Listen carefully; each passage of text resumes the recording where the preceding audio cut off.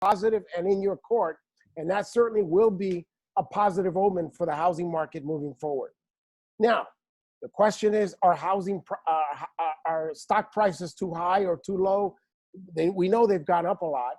And one of the things that I also do, and this is probably because something I've done for the last 30 years, is try to track to see whether or not we have fair value in the equity market. Because if your clients are asking you, oh, well, I'm feeling better because the stock market's going up, you also have to be prepared for the fact that maybe the upside to the equity market is somewhat limited. Why do I say that? Well, in the equity market, we like to price the equity market based on future earnings, or what people in the industry say forward earnings. What are earnings in the S&P 500 likely to do in the next 12 months? That's forward earnings.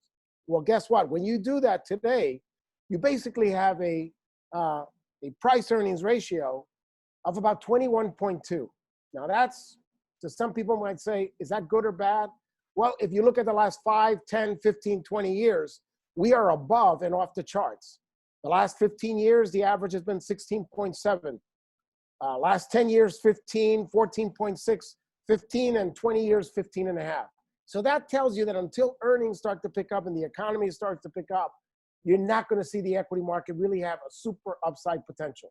But again, the good news is that the equity market has done well so far, and that is positive for certainly for the housing market. But to get back as how has the world changed? Large amounts of uncertainty. Even information that we get on COVID-19 keeps changing. A couple of weeks, maybe even a month ago, 2 months ago, everybody was saying that as the temperatures get warmer, we're going to see those number of infections going down. Well, the big expert is, of course, Dr. Anthony Fauci. And what did he just say just less than 24 hours ago? He said, we're not getting that big decline, even though the weather is getting warmer. Now, this is not a big surprise to some of you, particularly because when you go to a lot of Asian countries, and I've been to Singapore many times, temperatures warm there all year round, and yet the infections just continue to linger. So the warm weather is great, and maybe it pushes people outdoors where the risk is lower, but it's not a panacea. And even though we hope that we'll get a reduction in infections moving forward, we see that as we're opening up again, this uncertainty is still lingering. Now, when clients tell you we're really worried about all this uncertainty, and we're so worried that we're not sure we should be optimistic, tell them that right now, compared to 3 months ago, things are much more positive. Why? Because now we have these antivirals that are much stronger now and we have more confidence in them than we had before. And we have, of course, the prospects of a vaccine. I was just talking to a really important strategist on the street who told me, and I'm not going to name his name because he said this off the record, he told me that he's 100% sure, and that's hard to be 100% sure. He probably was 99% sure, but he was trying to be dramatic, that we will have a vaccine before the elections, the presidential elections. Why? Because there's a lot of pressure on these companies. We have so many vaccines right now in the pipeline that we're going to have something before the elections. Why? Put a lot of pressure by the administration. And even though it may not be available to everybody, that surge will actually increase confidence. And so that, I think, is very important that we see these things, because right now, sellers are very nervous. I talked to a lot of realtors around the country, and one of the things they told me was the biggest problem is sellers being very, very nervous about the future. So sellers are not putting houses in the market as much as they normally would. You've seen the inventory numbers coming down. Listings are much, much lower. Yes, it's starting to lift, but certainly over the last couple of months, that was weaker. That's the reason why prices on a relative basis have been somewhat resilient. So as a realtor, what do you have to do? You have to show empathy. You have to show that you're not going to pressure somebody into listing a home if they don't feel comfortable, especially because we know that the behavior has certainly changed. Do your homework. Give them a lot of information. During normal times, sellers love great stories. Tell them about how much you can get, or buyers love to know how much housing prices are going to pick up. But right now, the sentiment in the housing market is they want real hard numbers and they want realistic stuff. They don't want you to give them a story. And guess what? They will appreciate that. There'll be plenty of time to give stories and optimistic stories, but now a somber attitude is probably the important thing. As a realtor, know your data, know your local market data. If you don't, you're not going to get the respect of the clients. Right now, this is more than important right now. Now, I'm I'm excited that, and want to salute all the essential workers out there. They've done a great job. They've helped us and they're getting us through this. And I like to think I'm an honorary essential worker because since this shelter in place has taken place, guess what I've been doing? I'm not a pure essential worker, but I've been essentially doing all the housework in my apartment since this happened. So I'm an honorary essential worker here. But in terms of the numbers, what are the things that are actually happening? How is this recession impacting? You all know that I addressed this group back in February. And when I looked at February, I said the housing market is doing great because interest rates are going low. And that's getting people excited. One of the things I said in February when I was there in San Francisco, I said, but beware that if somehow this pandemic got out of control and interest rates go too low, too much of a good thing is going to be not good enough. This is not a Mae West moment where too much of a good thing is better. And that's exactly what we got. And that's why the market basically came to a standstill because interest rates went down to zero. The Federal Reserve brought numbers down. They brought the balance sheet from $4 trillion to almost in excess of $7 trillion. Lots of liquidity, interest rates low, but the housing market did not respond because there was fear. And in fact, that's what you need. You need a lot more confidence out there. So what is the economic outlook? The economic outlook is pretty good because in the second quarter, if you look at the economy, probably going to contract 25 or 30%. When I forecast the third quarter, you're going to get a huge bounce back in the numbers. But keep in mind, that's going to get everybody very excited. Hopefully that's going to help the housing market. But please be aware that even with these numbers, as you go into the fourth quarter into next year, things start to slow down a little bit. Already, when you're looking at confidence out there, people are not that confident about going to restaurants.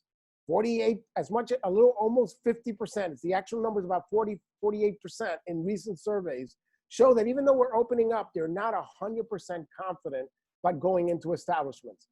And of course, when you look at Open Table, you're seeing that restaurant reservations, yes, they're up, but they're still down. And the airlines, everybody says, well, how are the airlines doing? They're operating at about 18% capacity. Now, people tell me that's not true because when I went on an airline, there was like 80% of the flight was full. But guess what? A lot of the planes are basically parked.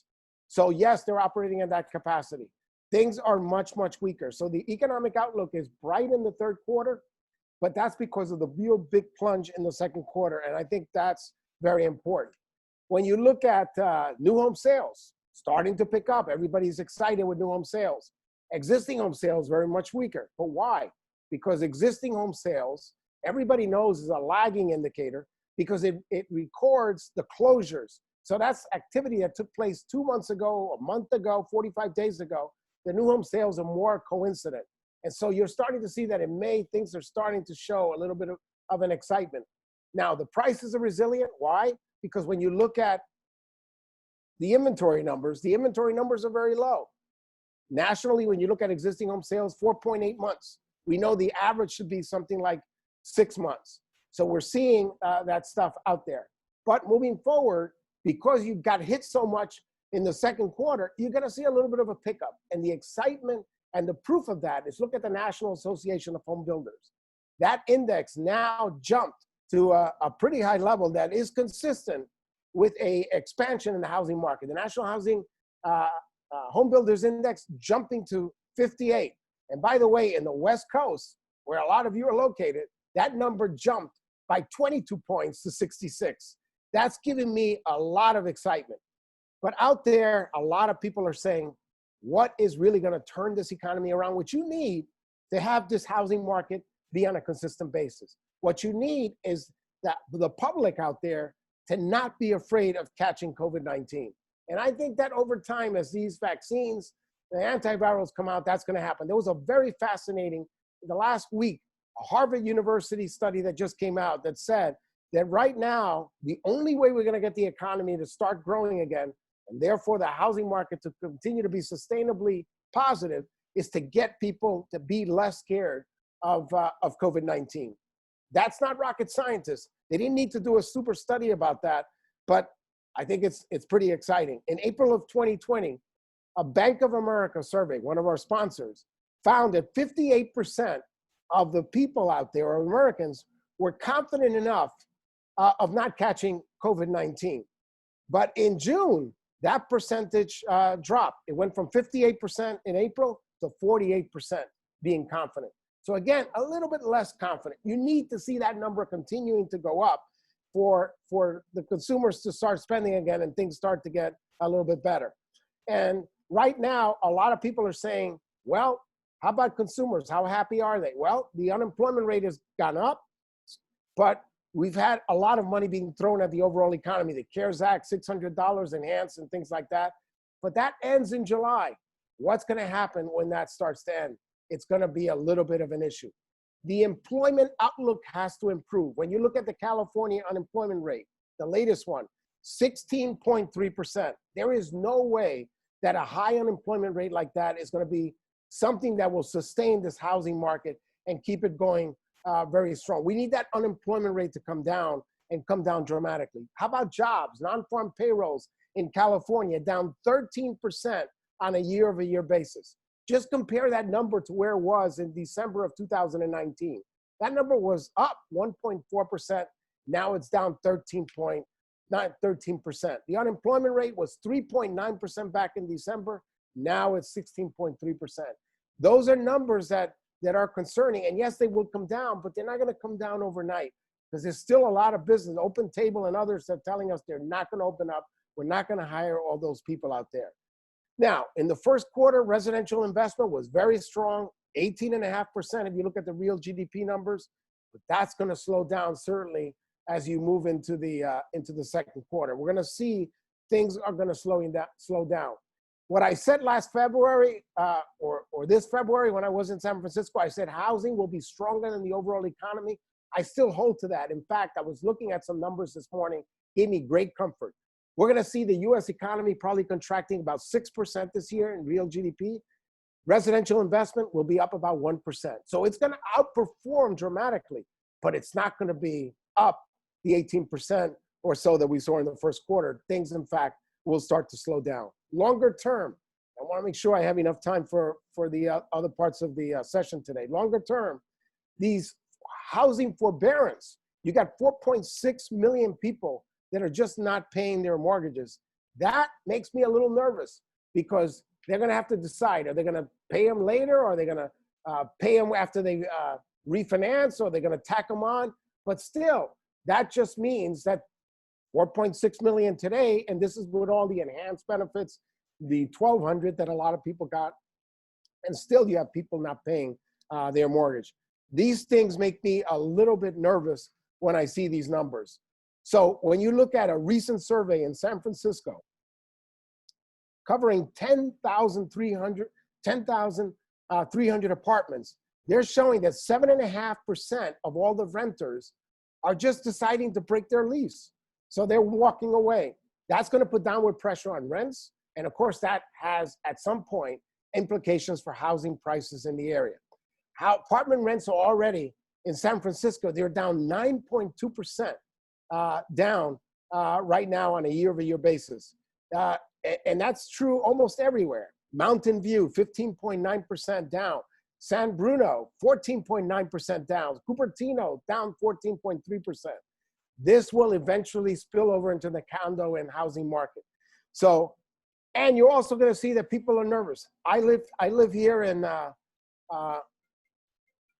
make sure I decline that. I don't know how that happened. Sorry about that.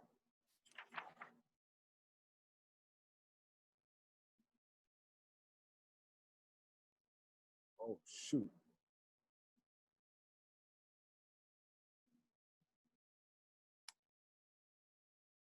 Sweetheart, I need some help. Can you guys hear me? Somebody, a call came in and now I lost the transmission. Can you help me? What do I do? Do you have their link you hit again on here? Can I go here? Yeah. Anthony, Yeah. Can you hear me? Yeah, we see you. Yes, we can still hear you. You can keep going. Still if you good. like. Yeah. Okay.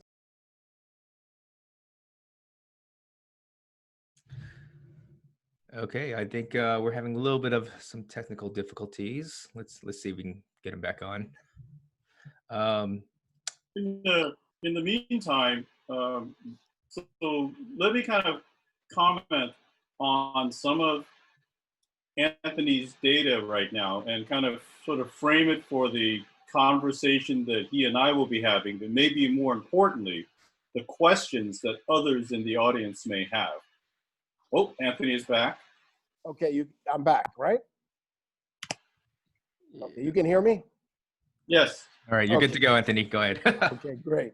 Okay, I'm also old enough to remember that whenever you have these crises, you're going to have some sort of an adjustment. Here in New York City, like you're going to have in Los Angeles, like you're going to have in San Francisco, there has been some movement already, not massive movement, but some movement towards people looking at opportunities in the suburbs. Because again, when you have a lot of people in one area, it obviously increases the risk. So we'll need to be looking at those kinds of things moving forward. So let me quickly summarize, because I think I used up almost my 30 minutes. Quick summary is, we're going to see the US economy doing a lot better. We're going to see the housing market doing a lot better than the overall economy. But to ignore the weakness in the unemployment rate, to ignore the fact that when you look at people that are renting and are not essentially making their payments, the Census Bureau, the Federal Reserve, they've all done studies that find people are not making their mortgage payments, people are not making their rental payments. All these things tell me that we're going to see some weakness in the housing market at some point. So we need, obviously, this health crisis to be resolved. We need people to feel more comfortable and that they're not afraid of what's going on out there. All these things are going to be necessary for us to move to the other side. It's going to happen, but it's going to be a little bumpy. Let me stop there and hand it back over to you, Justin and John. Sure, no problem. So once again, I wanted to introduce the AREAA founder, John Yen Wong. We have a couple of key questions that John and Anthony will go ahead and address. And so while that happens, in the meanwhile, to all our attendees, if you have any other questions top of mind, feel free to put it right there in the Q&A. So without further ado, go ahead, John. Thank you. Anthony, it is so nice to be connected with you again. And as you mentioned earlier, in fact, the last time that we were together was when the AREAA Greater East Bay had us visiting together at an event in February. So it's exciting to kind of continue. You made reference to that earlier. You mentioned that you were among the first, frankly, to make the comment that COVID-19, which at that time was just called novel coronavirus, may have an impact. And that was so early in the process, but because of your relationship globally, I think you got a sense that, we seem very confident here, but maybe not. So it's kind of cool to now be having a conversation together to sort of really look at what has happened since then.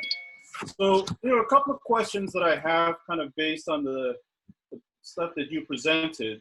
One may be this movement possibly from urban areas into suburban areas.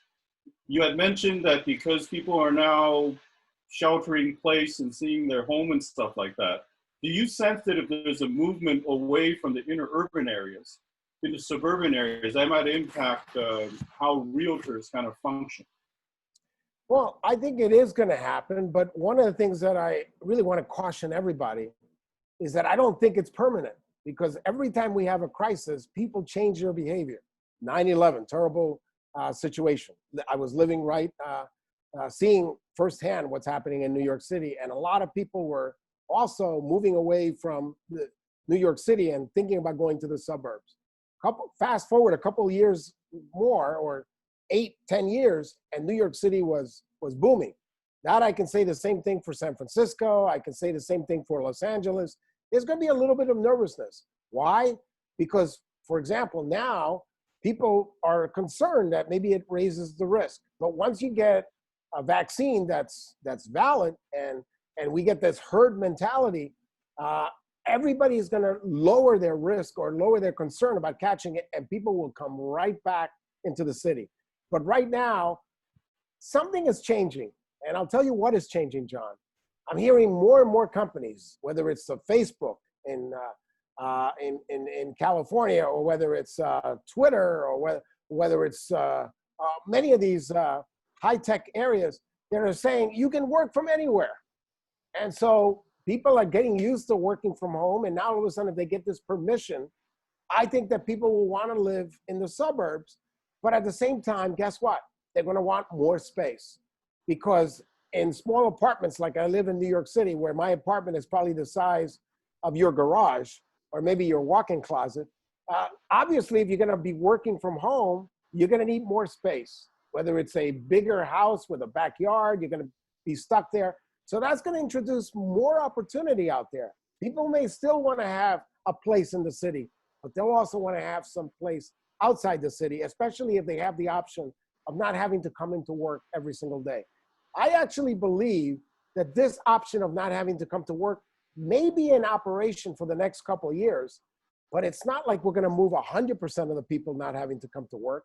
You're still going to have people working, but certainly during this transition period, you're going to see a bigger demand outside, and this will influence its prices. Here in New York City and Manhattan, you're starting to see less volume, prices getting a little bit softer around the edge, similar to what we saw right after 9/11. So I'm old enough to remember these trends are things you have to watch, but don't confuse a trend, a short-term or medium-term trend with a longer-term trend. Yeah, thank you, Anthony. And I'm in agreement, because I do remember that every time we've had a major catastrophe event, there is a movement, but it has bounced back. There are maybe some shifts though, and you mentioned just something just now about larger homes. There's not just more space to be comfortable in. I think that at least for now, something like a home office or maybe a home Zoom studio may be a common idea. Your thoughts on that? Because you now are probably on Zoom or other types of webinar or events on a daily basis. Are you getting comfortable that this is a presentation style that is going to be part of our future?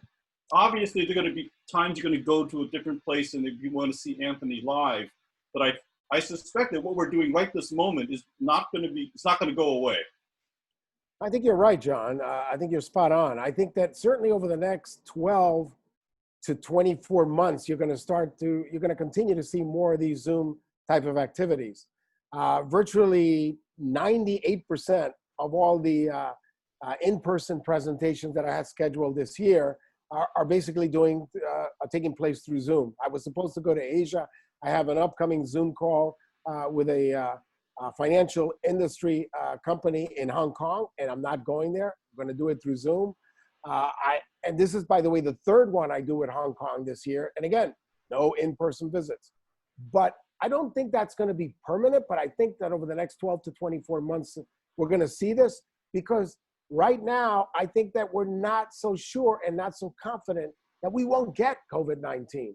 And right now, there is uncertainty. Even people that have gotten it, and I think that at this point, everybody in the United States either knows somebody in their family that's been impacted, a friend, have lost dear ones, lost friends. This uncertainty is going to cause these Zoom calls to be more of a permanent part of our daily activities, certainly over the next 2 years, because even when we develop a vaccine, the experts are telling us it may not be a great vaccine. And when you do these antivirals, remdesivir, for example, everybody knows that that's great. But I think when you pin down medical experts, they tell you it's probably 30 to 45% effective.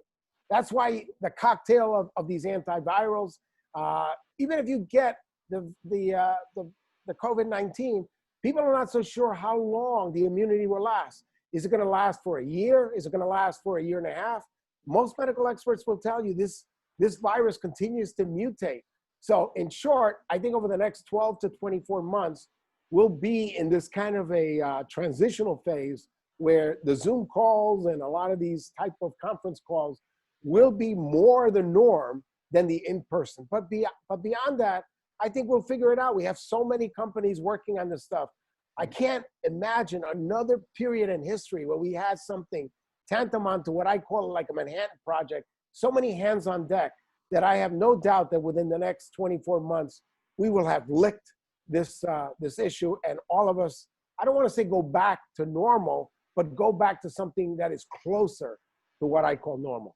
Yeah, and I agree that I think that the focus on the medical part is beyond anything I've seen, at least in my lifetime. So it's like, that's exciting to see.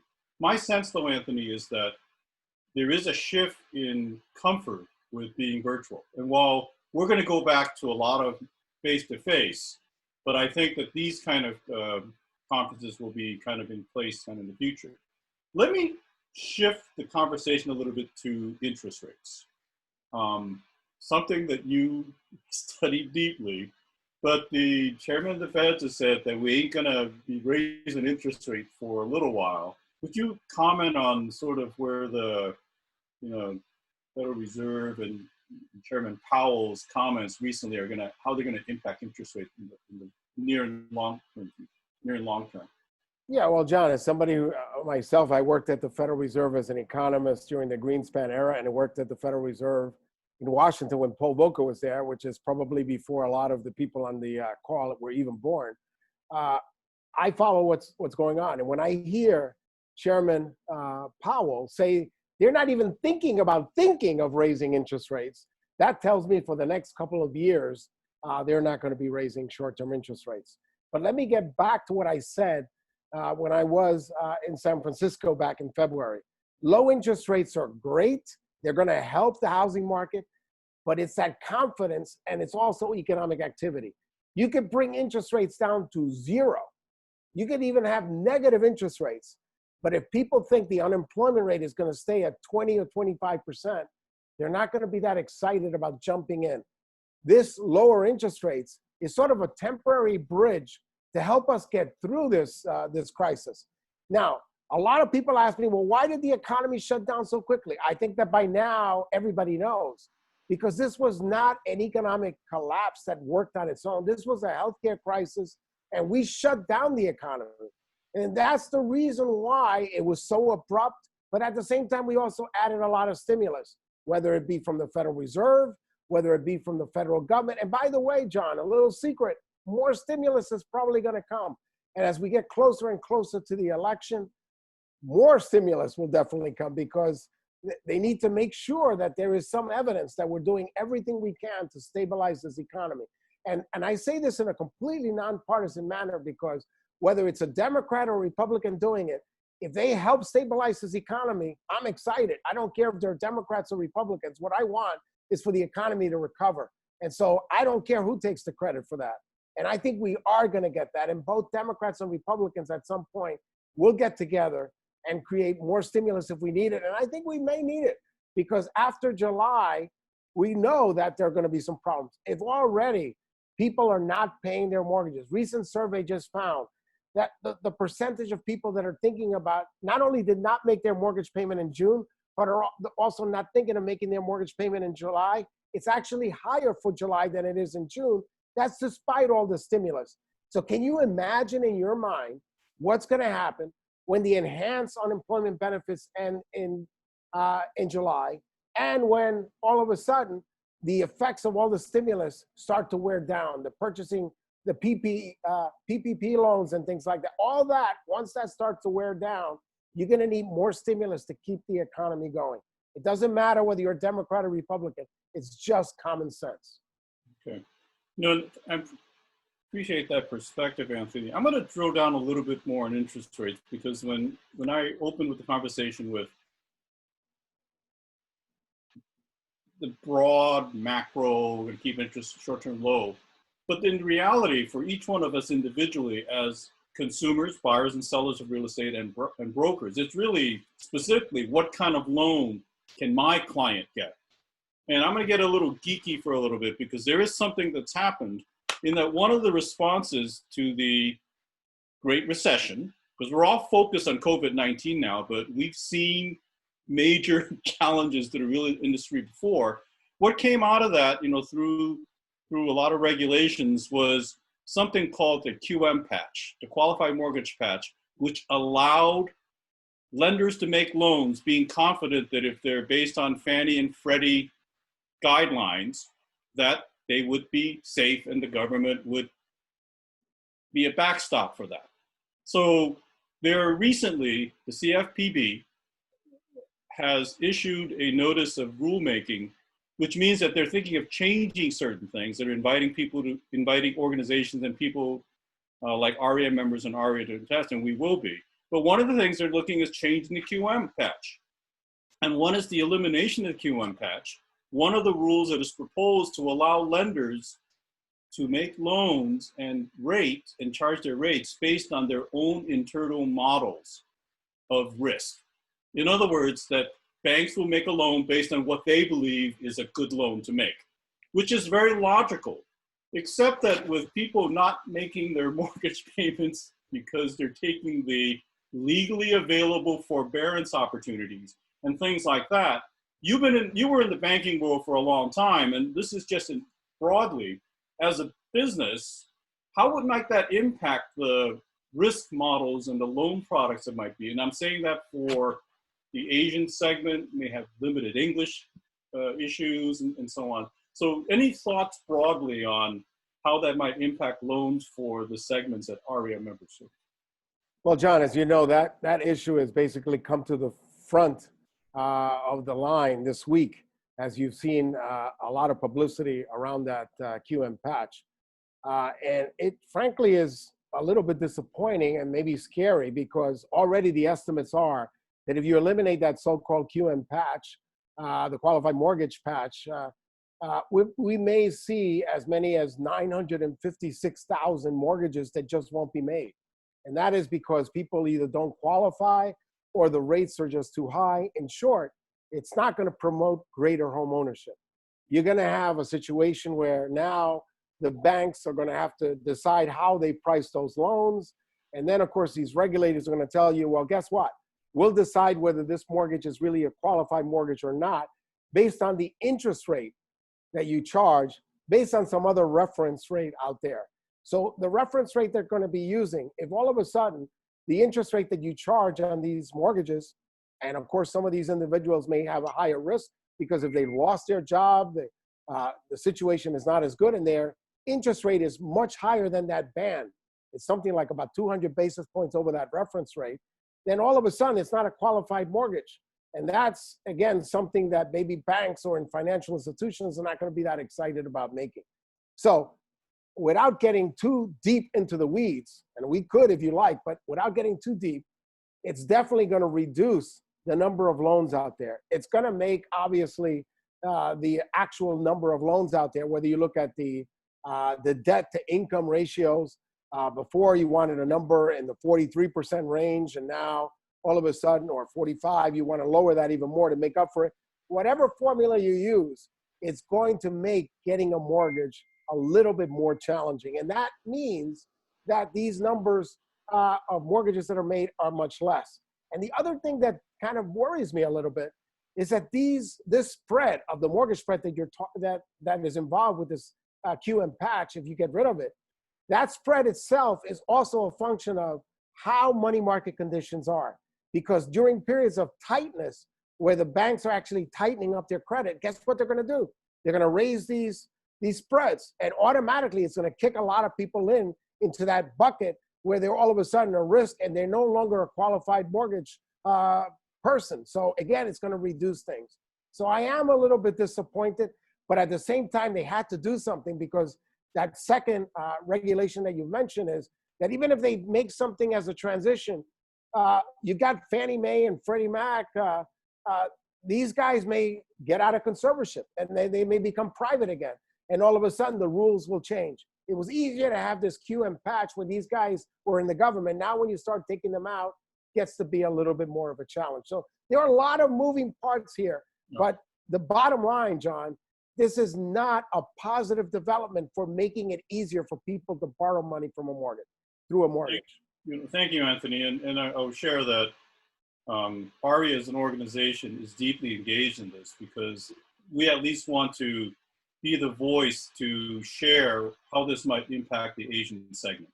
Because a lot of times the Asian segment you know, and it's not known, but the last State of Asia report shows that we are the largest users of conventional finance, Fannie and Freddie loans, of any of the ethnic groups kind of in the United States. So the perception that all Asians are crazy rich all cash buyers is just not true.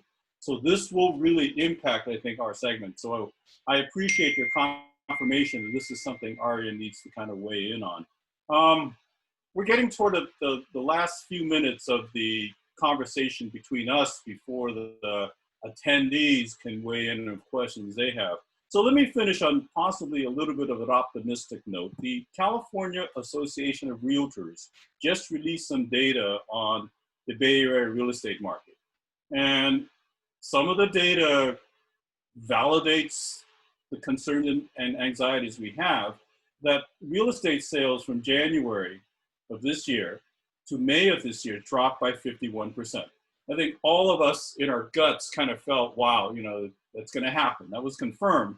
But the data also shows that as the rules for how to show real estate have been more clear, it also shows that the pending sales in May surged by 67.2%. You know, that's a huge bump. This concept of pent-up demand and lack of supply turned out to be true because, you know, pendings are stuff that went into contract. We'll see them as closes maybe a month or so down the line. So it sounds like while there are a lot of reasons to be pessimistic, the actual results we're seeing from consumers is very positive, that people still want to buy homes, are willing to adapt to virtual showings to make it happen. And so I think that's very positive. What you said earlier about we can't just rest on this one data, all the other information about unemployment and stuff like that has to be into play. But what are your thoughts about this data about the San Francisco Bay Area and California whole is kind of the same, that there's pent-up demand that's jumping in there? No, I think there is pent-up demand out there, but the volumes are down. And yes, I'm excited with pending home sales. And I like that data more than I like existing, because this is basically, it's a leading indicator relative to the existing home sales, which is like a 30 to 60 day lag. The pending homes is what's going on right now. In fact, pending home sales is pretty similar to the new home sales number. The problem with new home sales, it's only 15% of the market. Existing home sales, of course, 85% of the market. So I'm excited that pending home sales are up so much, 67.2% as you mentioned. But I also like to look at the year-over-year number on pending home sales. And that number is still down 5.5%. So you gotta really look at this data holistically and not just look at it as a single point. I'm also excited that when you look at the pending home sales data, you see a big jump in the high-end market, the 3 million plus. So that got me really excited, except that when you look at that market, that's only 4% of the market. So you also put all these things together, and it's telling me that people were sheltering in place. They're ready to actually start moving. But also remember that because there was so little activity in March and in April, that you are naturally going to get some sort of a bounce back when you start to look at the pending home sales numbers.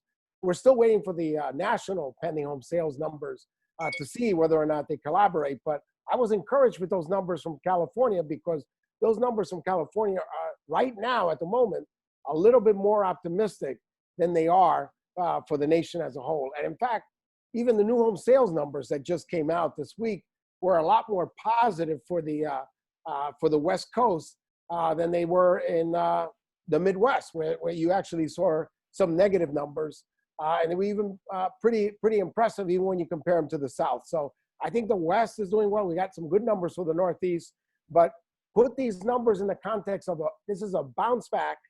And in order to sustain this, you need the economic fundamentals to remain strong, and you need people to start gaining confidence. Because again, if people are very nervous, and I talk to a lot of realtors, they tell me, even when they do the open houses, they want to make sure you wear booties, they want to make sure you hand sanitize, they want to make sure you wear a mask. So the world is different. That shows you that there is a lot of caution, and some people are even holding back that inventory until they feel a lot more comfortable. So only when we see a full reopening are we really going to be able to test whether this is a 1 month wonder or is this sustainable. Right now, I'm cautiously optimistic, John. As you know me, I've always been optimistic, but I don't want to ignore reality either. I have to be pragmatic at the same time. Well, Anthony, that draws an end to our sort of formal conversation, and I'm going to turn it over to Elena to share some questions from the most important people of all, that's the attendees.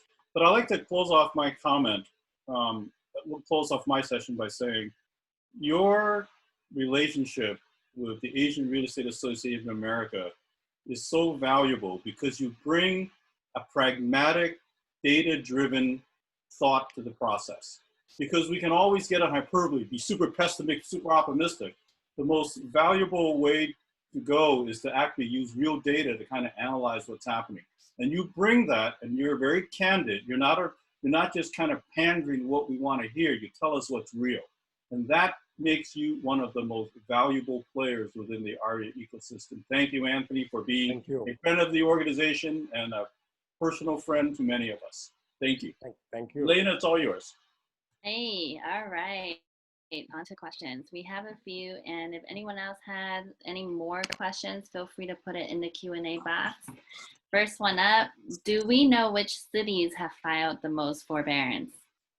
We actually do know that we're starting to see a lot more forbearance in a lot of the inner cities where the job contraction has been very severe. So we're looking at California, San Francisco, Los Angeles, New York City. And what you see in some of the suburban areas where the hit hasn't been as severe, the hotspots are less severe, you're seeing a little bit less on the forbearance. But one of the things that I should stress, Elena, and that is that we've made it so easy to do a forbearance. You don't have to prove that you have any harm. You could just say, I feel like that I have some harm and no proof, and you can file for a 3-month forbearance. And many of these conventional qualified mortgages said that after the 3 months are over, you can do it again and keep it going for the period of up to 12 months. So we made it so easy that these numbers are somewhat inflated. Now, there's some good news. In the last couple of weeks, we've seen that the percentage of forbearance of mortgages has started to inch down a little bit lower. And that is, as you're starting to open up, people are starting to file a little bit less. So it's encouraging, but we wouldn't have had a number this high if we didn't make it this easy. Okay, thank you. What are your thoughts on the future of office and retail real estate since working from home is the norm now? I think Elena, over the near term, you're going to see commercial real estate facing a little bit of downward pressure in terms of rents in terms of prices, because you're going to start to see people working from home. But I have no doubt that once we transition back to normal and we have no concerns, that people will be excited to be back in office. People will be excited to live back, be in San Francisco, be in Los Angeles, be in New York City. But certainly over the next 12 to 24 months, we're going to see a little bump in the road. We're going to see people working more from home, the demand picking down. Of course, a little bit of hurt in the commercial real estate market as people that were shut down or businesses are not able to make those rents. So all that, if you're not making rents, that tends to push the value of those properties down. So near term, cautious. Longer term, once we resolve this healthcare crisis, we start again bumping up from that low trough. Okay, great. That's good to hear. Are we going to see foreclosures coming back or a decrease in home prices once forbearance is over? That's a great question, because right now we are seeing foreclosures actually declining and not as strong as they were. In fact, I was looking at some numbers this Saturday night, because what else can you do on a Saturday night but look at foreclosure numbers?